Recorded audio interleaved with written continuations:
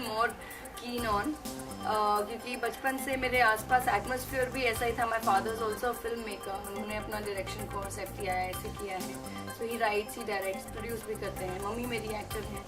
तो कभी भी ऐसा माहौल नहीं था कि I was only force towards this line, more expose towards this line. मगर ऑटोमेटिकली बचपन से मेरी क्रिएटिविटी देख के even my mother thought that if she is so much interested in this field, I might as well make this line my passion. तो जैसे जैसे मैं बड़ी होती गई मुझे पता चलता रहा कि करियर नाम की भी कोई चीज़ होती है लाइफ में. So I think this was the only profession I could have chosen for. बहुत बहुत स्पेशल, और स्पेशल से ज़्यादा वो एक बहुत इमोशनल मोमेंट था, क्योंकि ऑब्वियसली मॉम की करियर की शुरुआत राजश्री से हुई थी, लेकिन मैंने कभी नहीं सोचा था. एक सपना तो था ही ज़रूर, हर एक न्यूकमर का एक सपना होता है कि राजश्री जैसा एक बड़ा प्रोडक्शन हाउस में उनका लॉन्च पैड हो. But I was so surprise, rather shocked and happy at the same time कि मुझे शुरुआत राजश्री के साथ करने का मौका मिला.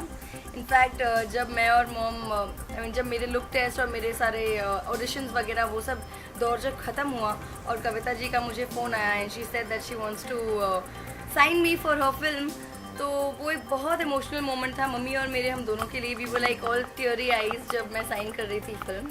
तो ये एक फॉर्चुनेट बात है और एक बहुत अच्छी बात है मेरे लिए. So I am very happy that this happened. South में बहुत ही एक अच्छा एक्सपीरियंस था शुरुआत करने का, और क्योंकि साउथ में अलग, जैसे आपको पता है कि अलग लैंग्वेजेस है, तेलुगु है, तमिल है, कन्नड़ा है, मलयालम में अब तक मैंने शुरुआत नहीं की है, मगर तेलुगु, तमिल, कन्नड़ा में कर चुकी हूँ. और जब आप अलग अलग सिटीज़ में काम करते हैं, अलग अलग लोगों को के साथ इंटरेक्ट करते हैं जिनका अलग नेचर होता है, अलग कल्चर होता है वो सिटीज़ का ऑल टुगेदर, वहाँ की ऑडियंस अलग होती है, वहाँ की फिल्में एक अलग तरह की होती है, अलग स्केल पे फिल्में बनती हैं. जब आजकल हम एज बॉम्बेइट्स हमें पता चल रहा है कि साउथ फिल्म्स किस तरह की होती हैं, बिकॉज हम साउथ की इतनी रीमेक फिल्में यहाँ देखते हैं, तो एज एन ऑडियंस हम अवेयर होते हैं वहाँ की फिल्में किस तरह की होती हैं. वहाँ की audience they like to watch films that are very loud. उनकी एक्शन लाउड होता है, उनका ड्रामा लाउड होता है, उनका रोमांस लाउड होता है, वहाँ पे हर एक चीज़ लाउड होती है.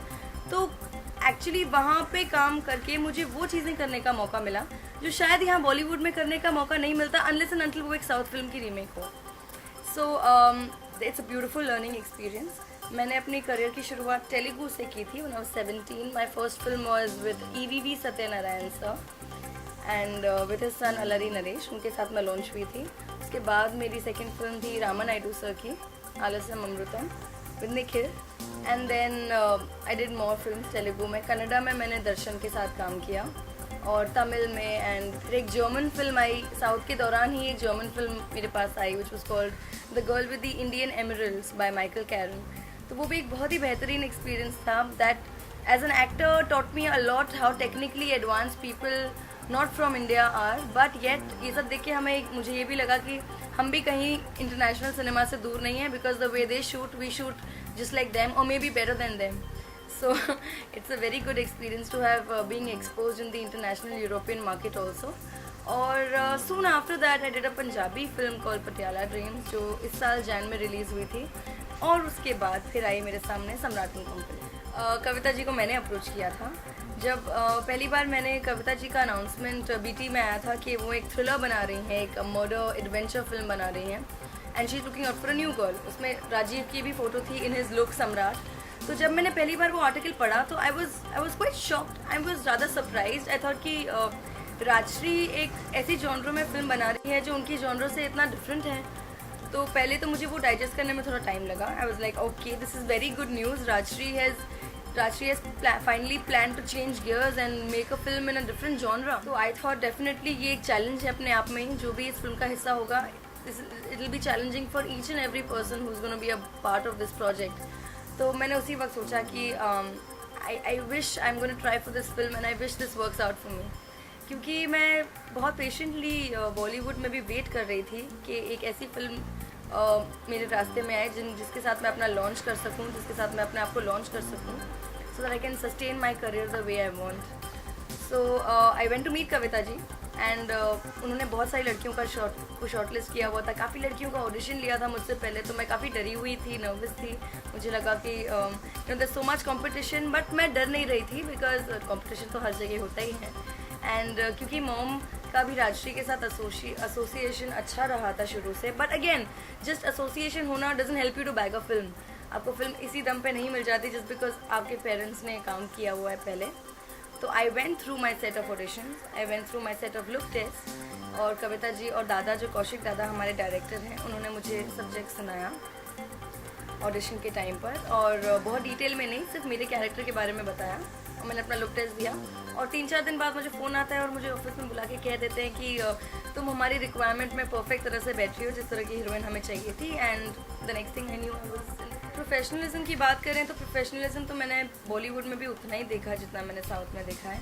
ऑफकोर्स बॉलीवुड में मैंने इतना एक्सपीरियंस अब तक नहीं हो पाया, एक ही फिल्म का एक्सपीरियंस है, साउथ में कई फिल्मों का एक्सपीरियंस है। तो अब तक जितना मैंने बॉलीवुड में देखा है, I think professionally it's on the same level, but yes south Indians are also very discipline, क्योंकि उनका एक फिक्स चार्ट होता है, सुबह 4 बजे से लेकर शाम के 6 बजे तक, उससे 1 मिनट भी ज़्यादा नहीं। एंड सेट पे भी बहुत डिसिप्लिन एटमोसफियर होता है। और बॉलीवुड की बात करूँ तो again because I was working with the Rajshris, तो राजश्री में भी ये डिसिप्लिन बहुत ज़्यादा मेंटेन रहा था। हम जब शूट करते थे तब सेट पे पिन ड्रॉप साइलेंस रहता था, कोई शोर नहीं करता था, कोई आवाज़ नहीं करता था। It use to be such a positive energy पूरे सेट पे, it was full of positivity. चाहे वो टेक्नीशियंस हो, हमारे डायरेक्शन डिपार्टमेंट के हों, एक्टर्स हो, कॉस्ट्यूम वाले हों, कोई भी हो, each and every person was had the same amount of passion for the film. और उसके अलावा बाकी जो बॉलीवुड में प्रोडक्शन हाउसेस जिस तरह से काम करते होंगे उस तरह से तो मुझे अब तक अंदाज़ा नहीं है, लेकिन the Rajshris were also extremely professional. और I think I am fortunate कि मुझे इतने अच्छे बैनर में अपनी करियर की शुरुआत करने का मौका मिला है। और येस हमने प्लान किया था 70 डेज़ का शूट कुछ सम्राट एंड कंपनी के लिए, but we ended up finishing our shoot in 52 days, so we were much ahead of schedule because there was so much discipline being followed also. मैं south को कभी नहीं छोड़ूंगी, क्योंकि साउथ मेरी करियर की शुरुआत का एक बहुत मेजर हिस्सा रहा है। I started my career from south, तो मैं ऐसे प्लेटफॉर्म को कभी गुड बाय नहीं कर सकती जहाँ से मैंने अपनी शुरुआत की है।